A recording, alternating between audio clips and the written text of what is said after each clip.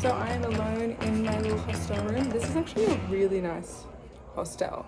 Like all the bunk beds have these beautiful curtains. It's so spacious. Really good locker storage. Really cool, good air conditioning. Beds are clean, we've got our own sheets. So we have this little privacy screen, but it opens up. So you can get into bed and just chill. Little ladder. Curtain that comes across. The rules for the hostel. Okay, for some reason that's now broken. House rules, and then everything's just like, we just use these little passes to like get into the room and get into our locker, so you don't have to buy a padlock or anything. I've made friends in my hostel. They're downstairs having a drink. I'm working on travel planning and doing my essay, so I have to like stay in. But yeah, we've already made friends. It was that easy. Hostels are awesome. It's just like a really great way to like meet people who are like-minded, who are solo traveling, who just want to like hang out. My friends are staying there. Okay. I've been in that room less than 30 minutes and I've already formed a girls group and we're all gonna go out on Saturday night. Why do I doubt myself? One from New Zealand, Belgium and Bordeaux. Cute.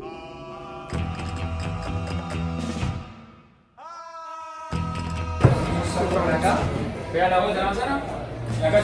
vibes outside. But gotta work.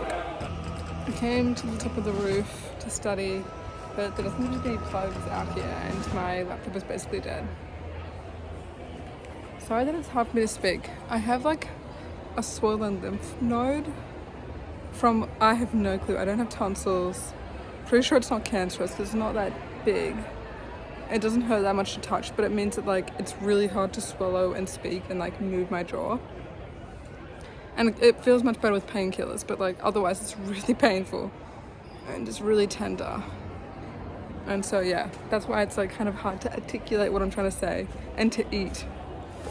But yeah, there doesn't seem to be any PowerPoints, so I can't really study up here, which is a shame because it's really cute and quiet. And it feels better than studying in my room, which feels extremely antisocial. Well, it looks like I can't study up here. Room it is. Pretty pimped out hostel, I'm not gonna lie. No wonder it's so expensive.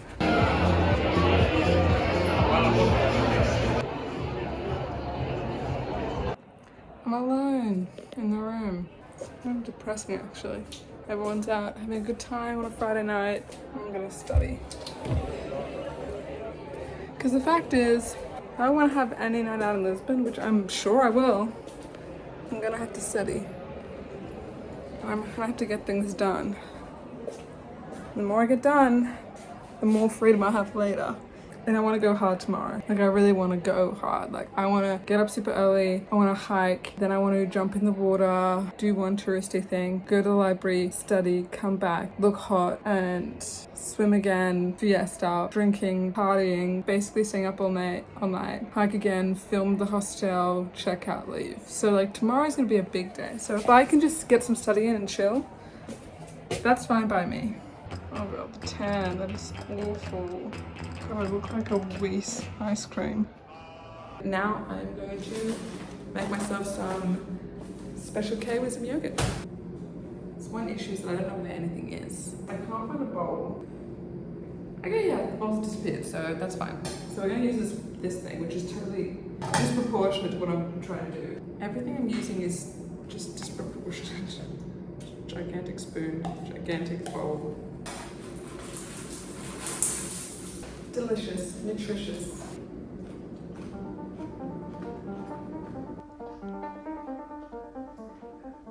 So all the facilities are on the bottom floor, the kitchen, the salon with the computer, the eating area, and then reception is ground floor, where there's also like a really nice bar, and then the rooms are the floors above.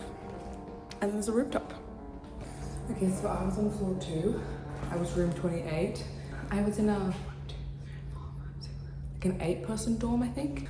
I'm gonna see if I can show you the rooftop. And then I need to hurry show you the bathrooms because I need to leave. Not a great sign. Oh, good sign. Up this way. Okay, so technically I had to jump over a sign to get in, so don't do that. You can see the sunrise, and you can see there's like a little like step thing up there to have a rooftop view, but you can't get in there. I tried. Okay, this is my first experience in a hostel alone. So I am in Spain at the hostel, the room in a city, or a room in the city. It's very close to the old town in San Sebastian. It's really, really local. It was quite expensive, so one night here cost me about 60 euros, which is exorbitant. Like if you're a hostel traveler, you know that's extremely expensive. But it comes with a lot of perks. So one of them is this rooftop, the other is the kitchen. Okay, so one of the best things about this hostel is the kitchen. So they have a fully functioning kitchen. It has a microwave, a toaster, 2 fridges, storage racks, cutlery, bowls, cups, basically anything you need, and then basic cooking stuff like oil, salt. In the fridge, you can actually put your stuff to store, and then you just label it so that no one uses it. So I'm actually gonna make myself some yogurt. This is Amy's. Where's mine, Amy? Aha, here.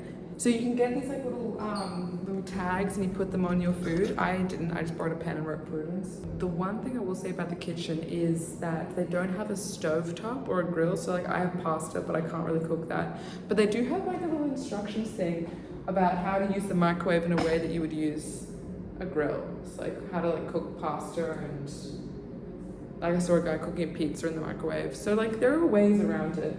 But as a kitchen, it is really, really good. The living space, the computer room, the luggage storage. The one thing I love about this place is that they have luggage storage. So you have to check in at 3 p.m. But if you come before 3 p.m., you can just chuck your luggage in here for free. The locker and security, the actual rooms are so nice. Like the privacy screen is incredible. It blocks out all the light. Everything's really clean and really well put together. It's definitely the best hostel I've ever stayed in. Okay, so for bathrooms, you had 2 options. We had one that was like in our hallway, or there's like a bigger, kind of larger shared one. I'll quickly show you the small one. So pretty basic. It has a little sink, an eco shower, pretty basic toilet. But if I wanted to have a shower, do my makeup, whatever, like this is the place where you go. So there's a separate male and female bathroom. This is like the main bathroom with like a pull-out vanity, toilet, changing room. Sorry, I'm going through this quickly, I'm running out of time. And then these are the showers.